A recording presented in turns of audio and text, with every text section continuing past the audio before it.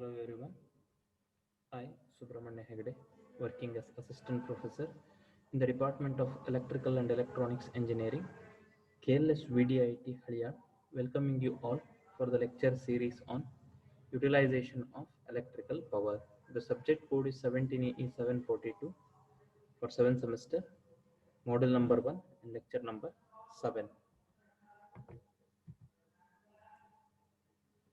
Today I am going to explain the high frequency heating, in that mainly eddy current heating and dielectric heating.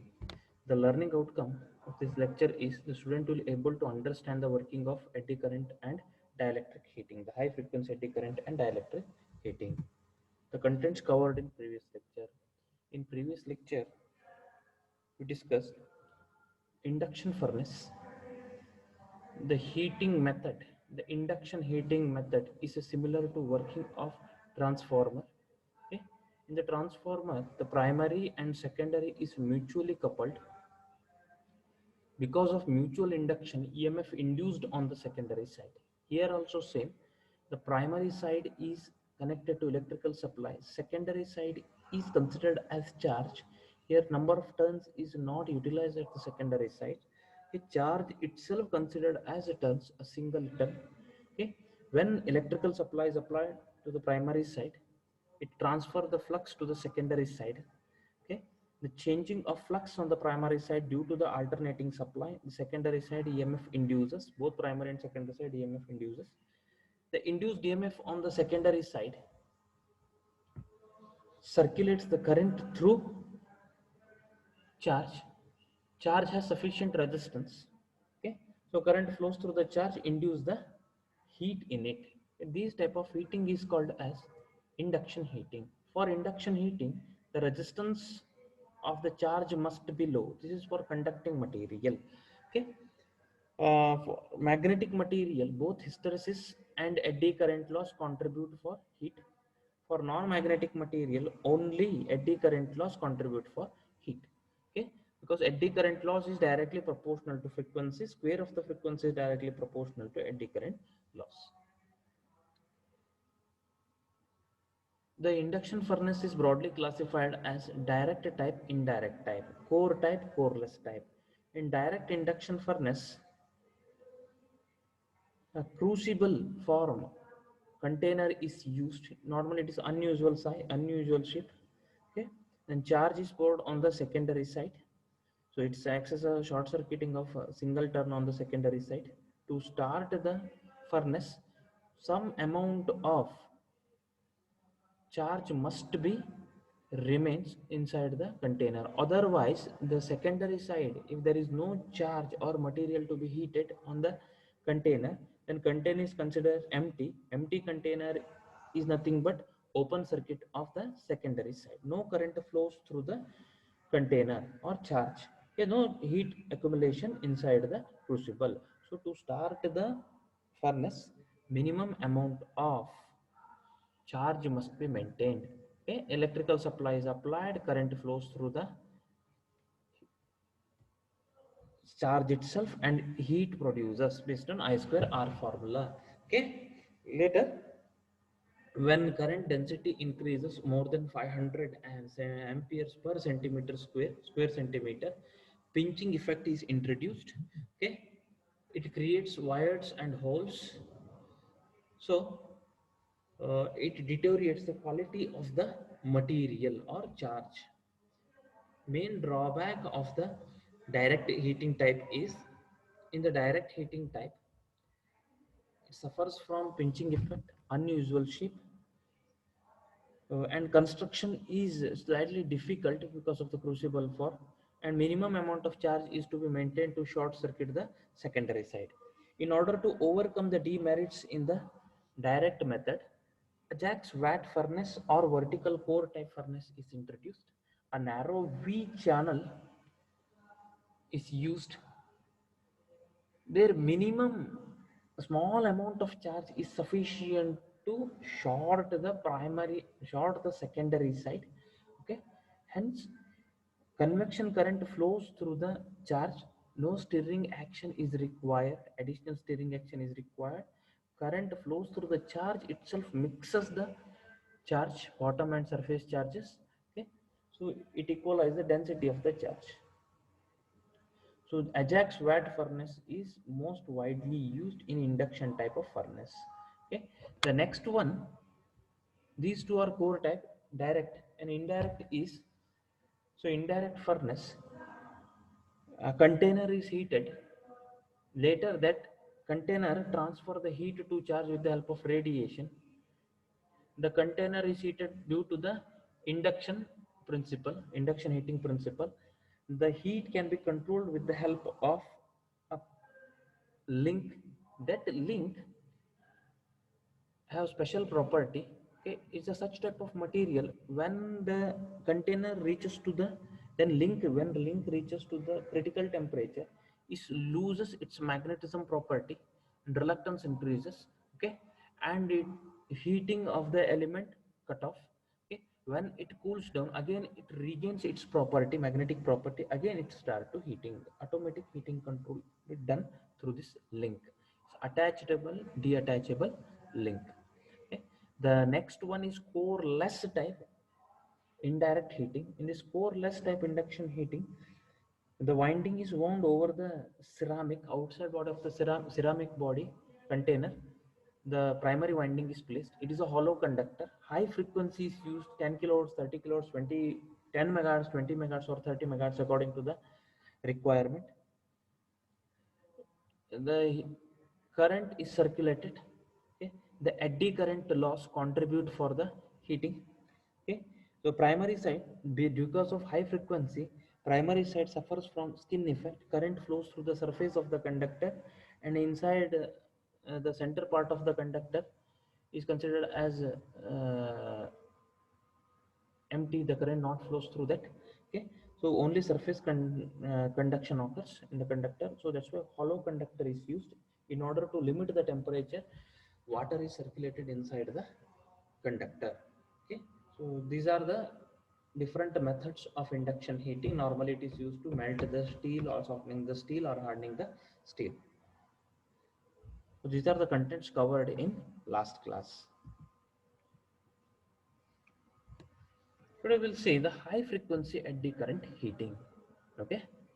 In transformer, normally the eddy current is induced between the two plates. In between the air gap, the heat accumulates in between the plates. That's why it's called as eddy current heat.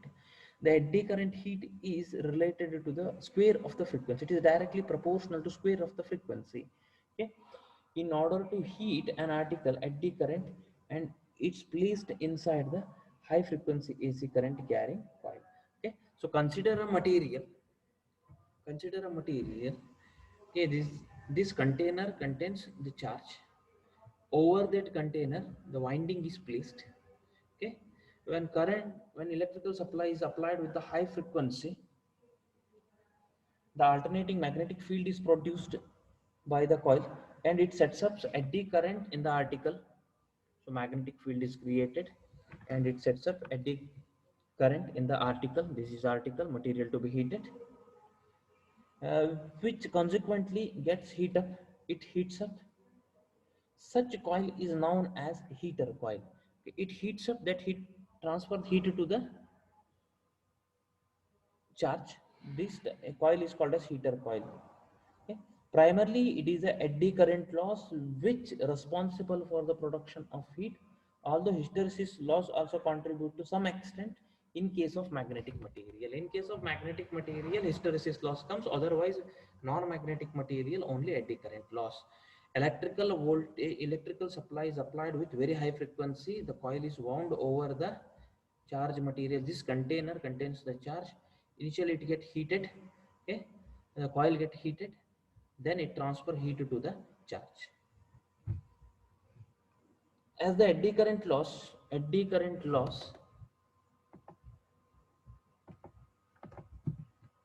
here also shown. Okay, eddy current circulates. Okay, eddy current circulates. It sets up the magnetic flux. So this is eddy current. As we know, the eddy current loss, PE is directly proportional to eddy current. Power loss due to eddy current is directly proportional to square of the frequency. Okay, square of the frequency as well as square of the flux density. Okay, square of the flux density.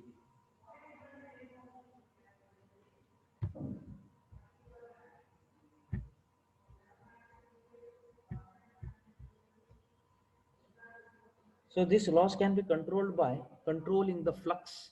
One can control the loss by controlling the flux by alternating the voltage as well as current, okay, because current is directly proportional to voltage, or one can having the control over the supply frequency.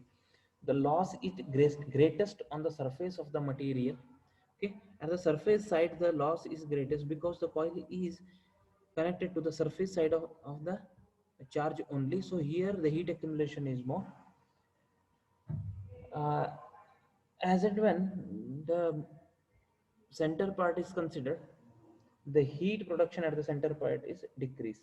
So depth of the penetration of eddy current, the depth of penetration is given by, the depth of penetration is given by d is equal to 1 divided by 2 pi under square root rho into 10 raised to 9 divided mu r f, where rho is the resistivity of the molten metal, where f is the supply frequency and mu r is the relative permeability of the charge. So this is all about eddy current heating. The advantage, there is a negligible wastage of heat because the heat is produced in the body to be heated. Okay, here the heating element is directly contact with the body to be heated. Then it can take place in a vacuum or other special environment, okay, where other types of the heating are not possible. Heat can be made to penetrate any depth of the body by selecting proper supply frequency. As we know, the frequency is directly proportional, inversely proportional to depth of penetration. Then application, it is used for surface hardening, annealing and soldering. The next type of heating is dielectric heating. Okay, the greatest advantage of the electric heating is the electric heating is employed to heat the dielectric material. It is also called as capacitive heating. These two plates are, the plate 1 and the 2 plates are metal plates. In between the dielectric material is placed. The dielectric material is used to heat the wood material, plastic material or ceramic material, like such like dielectric materials. Okay, consider a wood is placed in between the two electrodes, then electrical supply is applied. Okay, the two plates are separated from a dielectric material, means it resembles the working principle of capacitor. Two conductive plates are two conductive plates are separated from a dielectric material. It is also called as high frequency capacitive heating and is used for heating insulator like wood, plastic and ceramics, etc., which cannot be heated easily and uniformly by other method. Okay, the supply frequency required for the dielectric heating is between 10 to 50 megahertz and the applied voltage is about 20 kilovolts. Here the efficiency is less, that is 50%, but this is the only one method, efficient method to heat the dielectric material in electrical heating. Okay, it requires 20 kilowatts, means step up transformer is required. At the same time, frequency converter also essential, 10 to 50 megahertz. We'll see the working principle. Why it is called as capacitive heating? Because it resembles, its working is resembles the working of capacitor. In a pure capacitive circuit, here I am taking,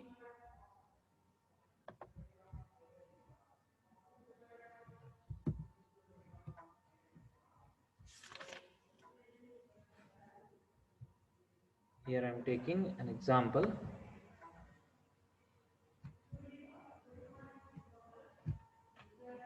Voltage as our reference. Okay,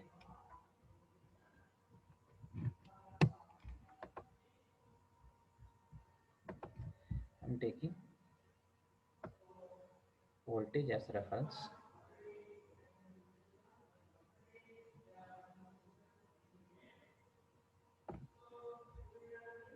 Okay, voltage is our reference. Say this is V, this is V. Okay, so dielectric material have resistance. Here I will show the material is in phase component.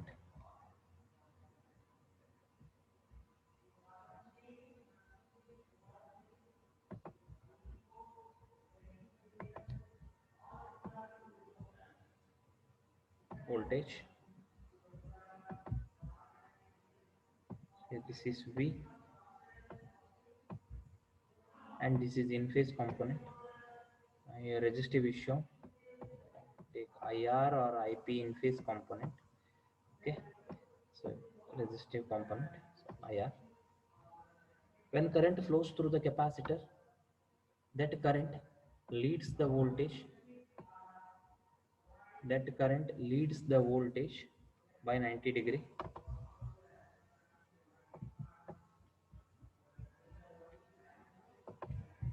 So here there is a 90-degree difference between the applied voltage and the current flows through the capacitor.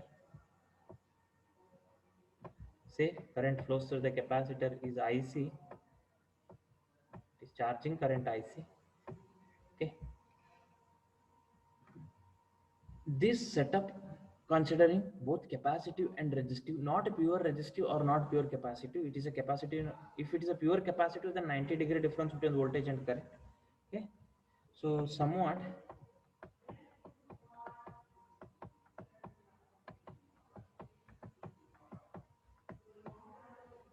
here got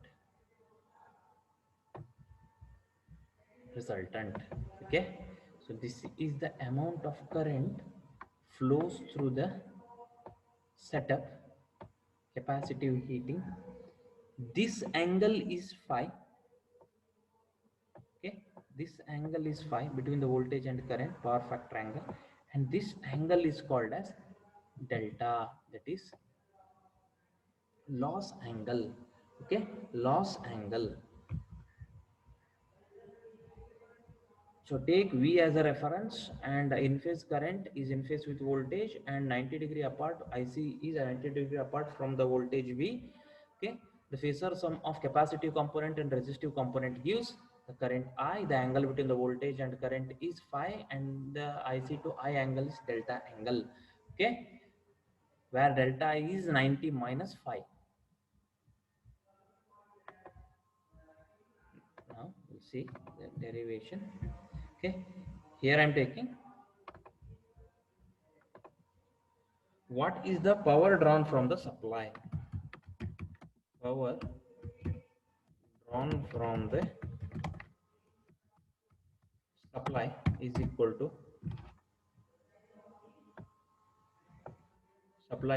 to single phase supply VI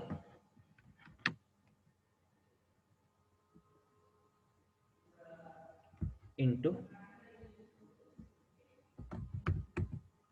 cos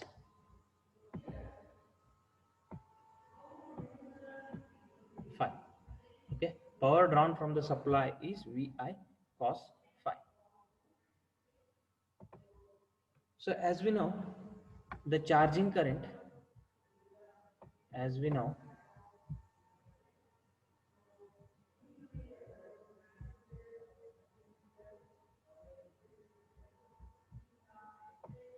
the charging current, as we know,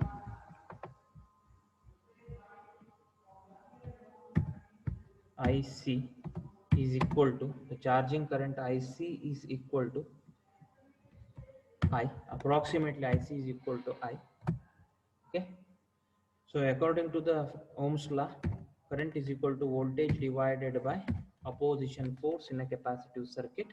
Okay, so that is equal to V divided by 1 divided by 2 into 5, 3.142, okay, into F into C. Okay, F into C. So that is equal to current I equal to V into 2 into 3.142 into F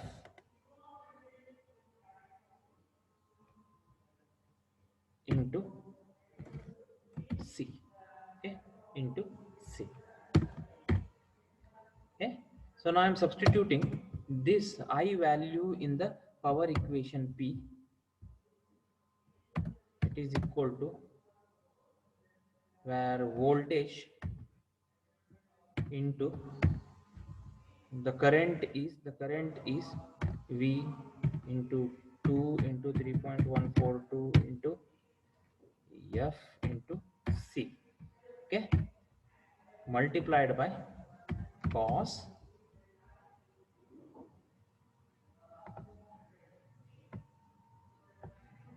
phi.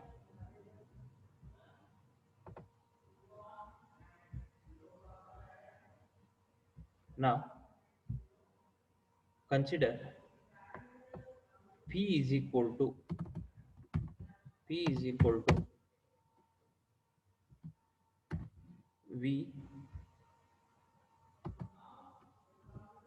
P is equal to 2 into 3.142 into F into C into capital C, C into V square. Okay, V square.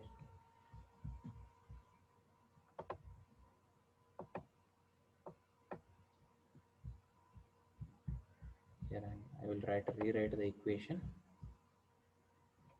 P is equal to 2 into 3.142 into F C into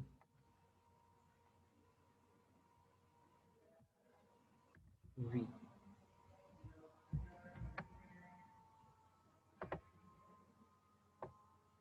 square into cos phi into cos phi, where phi value is 90 minus delta.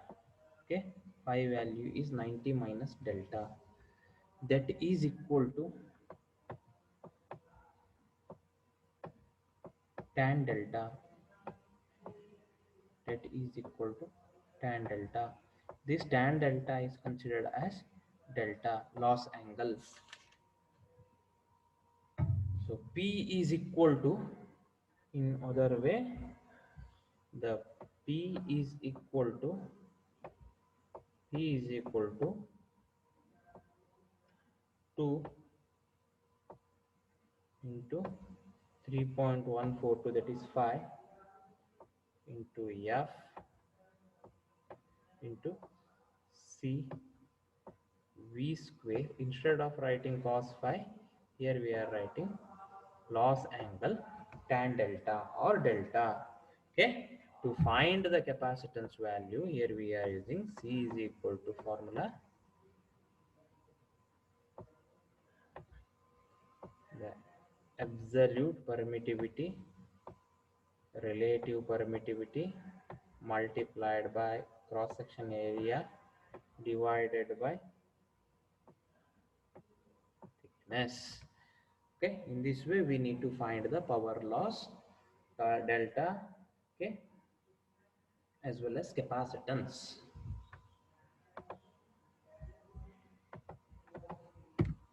So advantage, since heating is generated within the dielectric media itself and it results in uniform heating. Heating becomes faster with increasing frequency. It is the only method for heating bad conductor of heat. Okay, that is dielectric material. Heat is fast in the method of heating. Okay, since no naked flame appears in the process, inflammable article like plastics and wooden product can be easily heated safely. Heating can be stopped immediately as and when desired. The application for gluing of multi-layer plywood boards, for baking of sand cores which are used in the molding process, for preheating of plastic compounds before sending them to the molding section, for dielectric of tobacco after glycerin has been mixed with it for the making cigarettes, for baking of biscuits and cakes, bakeries with the help of automatic machines, for electronic shaving of plastic garments like raincoats, etc., within the help of cold rolls fed with the high frequency supply, for dehydration of food which is then sealed in airtight containers, for removal of moisture, for oil emulsion. Next application in diathermy of relieving pain in different parts of the human body, for quick drying of glue used for booking binding purpose. We'll see the numerical examples on dielectric heating. A slab of insulating material 130 square centimeter in area, 1 centimeter thickness is to be heated by dielectric heating. The power required is 380 watts at 30 megahertz. The material has a relative permittivity of 5. The power factor of 0.05. Absolute permittivity 8.854 into 10 raised to minus 12 farad per meter. Determine the necessary voltage. Here we need to find the voltage. Okay. What are the given data? Area is 130 square centimeters. Standard representation of area unit is square meters. So 130 into 10 raised to minus 4 square meter. Thickness 1 centimeter, 0.01 meter. Frequency 30 megahertz. Power consumption capital P 380 watts. Then power factor is 0.05 and epsilon R is 5. Epsilon naught 8.854 into 10 raised to minus 12 farad per meter. We need to find the capacitance to calculate the voltage. Initially, we are going to calculate capacitance C. Capacitance C is epsilon naught, epsilon R A divided by T, computing all the values here. Here we got 57.5 into 10 raised to minus 12 farad, 57.55 picofarad. Okay. After calculating the voltage, we have a power formula P is equal to 2 phi F C V square cos phi. We want V value. I am taking V on the left side. Okay. The formula becomes P divided by 2 phi F C cos phi. Here we got, after substituting all the values, there is 380 divided by 2 phi f into 30 mega into 57.55 pico into 0.05. Here we got V square is 77 lakh 595. So V is 837 volts. Normally this type of problem asks for 5 marks. The next type of problem is a piece of an insulating material is to be heated by dielectric heating. The size of the piece is 12 centimeter into 12 centimeter into 3 centimeter. A frequency of 20 megahertz is used. The power absorbed is 450 watts. If relative permittivity is 5 and power factor is 0.05, calculate the voltage necessary for heating that the current flows through the material. Here we need to calculate the current as well as voltage. We list the given data. Area is mentioned, that is volume 12 into 12 into 3 is volume. Here we want area 12 into 12, 144 into 10 raised to minus 4 square meters, where thickness is 0.03. It is mentioned in the problem definition. 20 megahertz is frequency and 450 watt is power. It takes 450 watts to produce the heat, where ER is 5 and E naught value is standard 8.854 into 10 raised to minus 12 farad per meter and cos phi is 0.05. Initially we need to find C value, later a current I, then voltage V. Okay. The capacitance of the parallel plate condenser is C is equal to epsilon naught epsilon R A divided by T. After computing all the values which is given in the problem definition, here we got 21.25 10 raised to minus 12 farad. Okay. So here voltage is, the square of the voltage is equal to P divided by 2 phi FC cos phi. Compute the values, 450 divided by 2 phi, 20 mega, 0.05, 21.25 pico under square root. Here we got 1836 volts. 1836 is the total voltage. Okay, what is the current circulation through the element? Okay, so I is equal to V divided by XC. To calculate the XC, here we have formula 1 divided by 2 phi FC, 1 divided by 2 phi into 20 mega into 21.25 pico. Here we got 374.5 ohms. 1836 divided by 374.5 gives 4.9 ampere. Normally this type of problem asks for 6 to 8 marks. Conclusion: eddy current heating requires high frequency, okay, about 30 to 20 megahertz, and dielectric heating is used to heat the dielectric material like wood, porcelain, okay, plastic. It requires 20 kilovolts and a frequency of 10 to 50 megahertz. Frequency converter as well as voltage converting device is required. Its efficiency is about 50%. Okay, normally this type of heating is used to